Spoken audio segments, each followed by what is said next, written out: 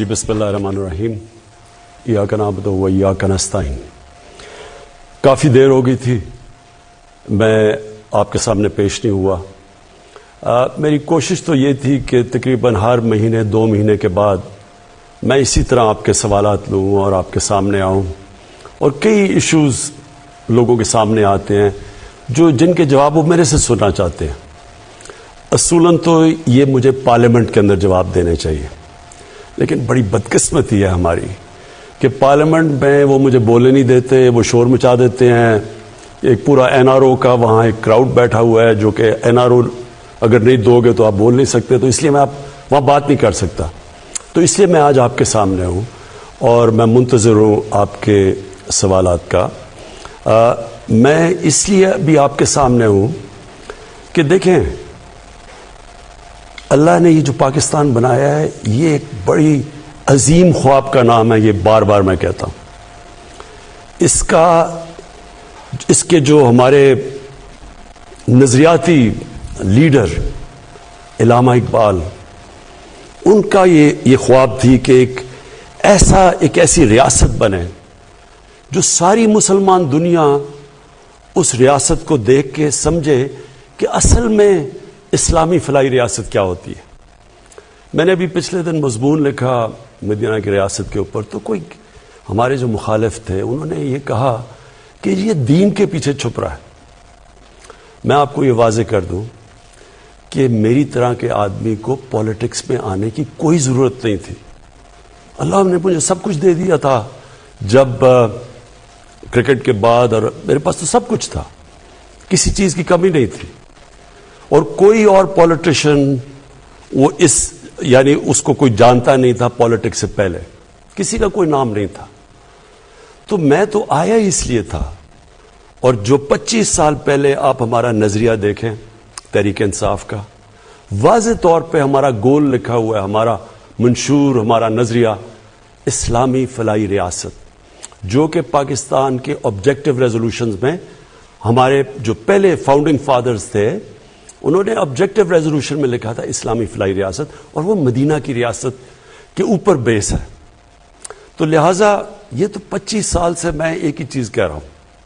پیچھے سے اٹھا کے دیکھ لیں کوئی بھی کہ پہلے دن سے اور جب تک اقتدار ملا میں نے ہمیشہ یہ کہا ہے کہ ہم کوئی ایشین ٹائگر بنانے نہیں جا رہے، ہم کوئی لاہور کو پیرس بنانے نہیں جا رہے. ہم تو اس ملک کو جس وجہ سے یہ ملک بنا تھا، جو ہندوستان کے مسلمانوں نے بھی پاکستان کو ووٹ دی تھی جبکہ پتا تھا کہ انہوں نے پاکستان کا حصہ نہیں بننا، کیونکہ وہ خواب تھی کہ ہم ایک مثال پیدا کریں گے. تو میرا تو ساری سٹرگل ہی وہ ہے.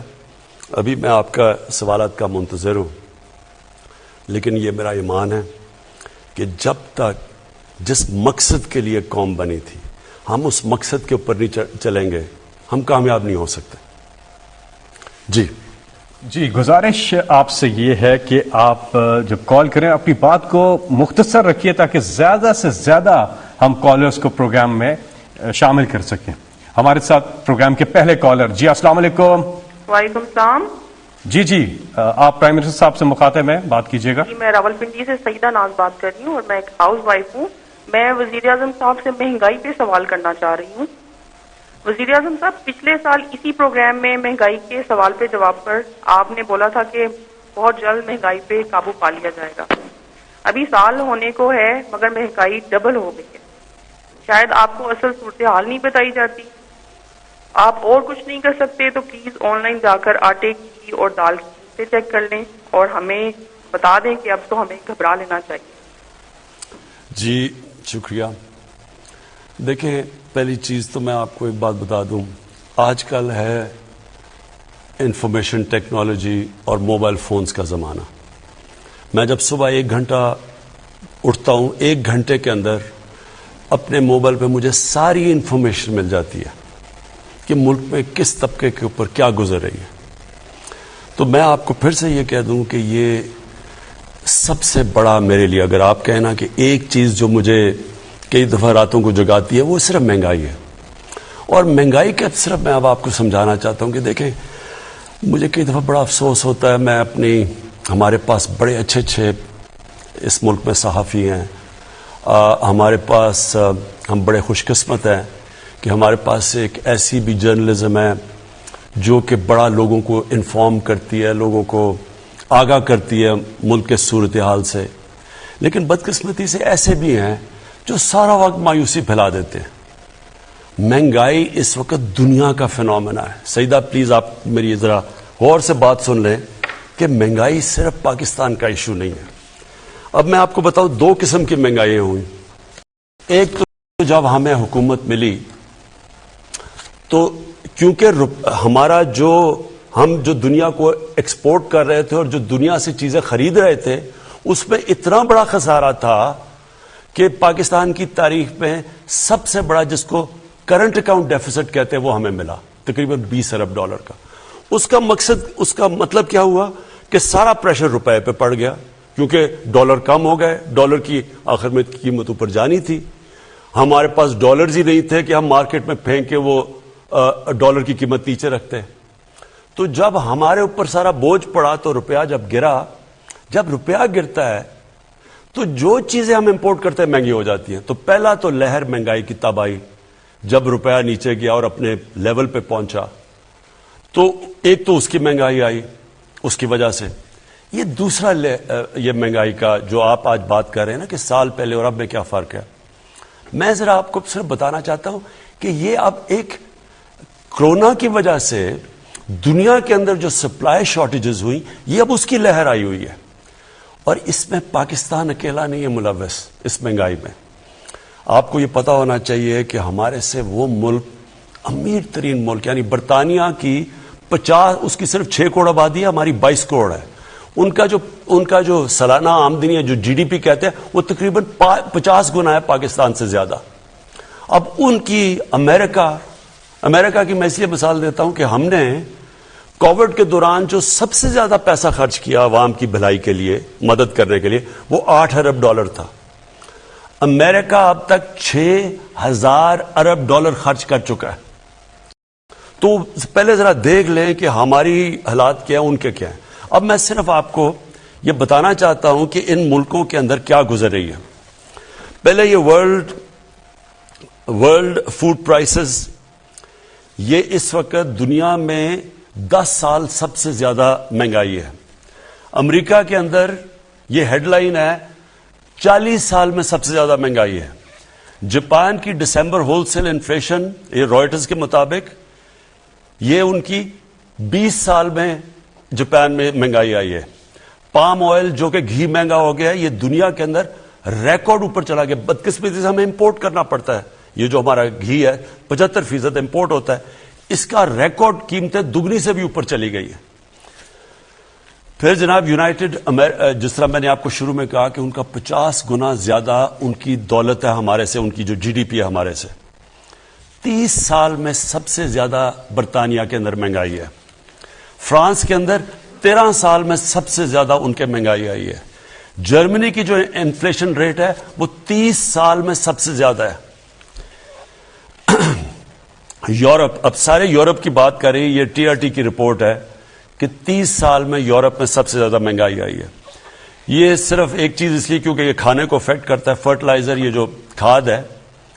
اس وقت دنیا میں وہ خوف یہ آ گیا کہ کھاد کی کیونکہ کمی ہوئی ہے دنیا میں, اور کیونکہ گیس کم ہو گئی ہے, گیس کی قیمتیں اوپر چلی گئی ہیں, گیس سے کھاد بنتی ہے, کھاد کی کمی ہو گئی ہے.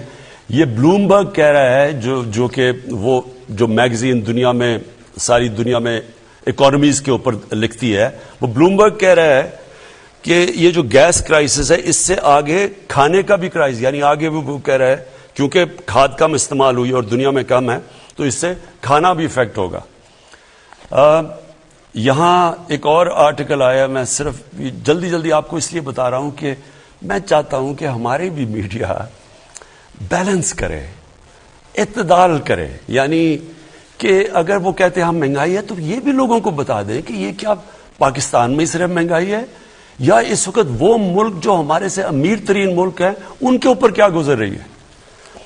یہاں کینیڈا کا ذرا سن لیں. کینیڈا کے 40% لوگ آگے سے ان کو فکر پڑی ہوئی ہے کہ وہ کھانے کے اوپر ان کے پاس وہ پیسہ نہیں ہوگا وہ کھانے کی خوراک لینے کا، کیونکہ مہنگائی کی وجہ سے. اب کینیڈا میں یہاں سے لوگ کروڑوں روپیہ خرچ کرتے ہیں کینیڈا کی سٹیزن شپ لینے میں، کیونکہ وہاں خوشحال ہے. ادھر کے اندر مسئلہ آیا ہوا ہے.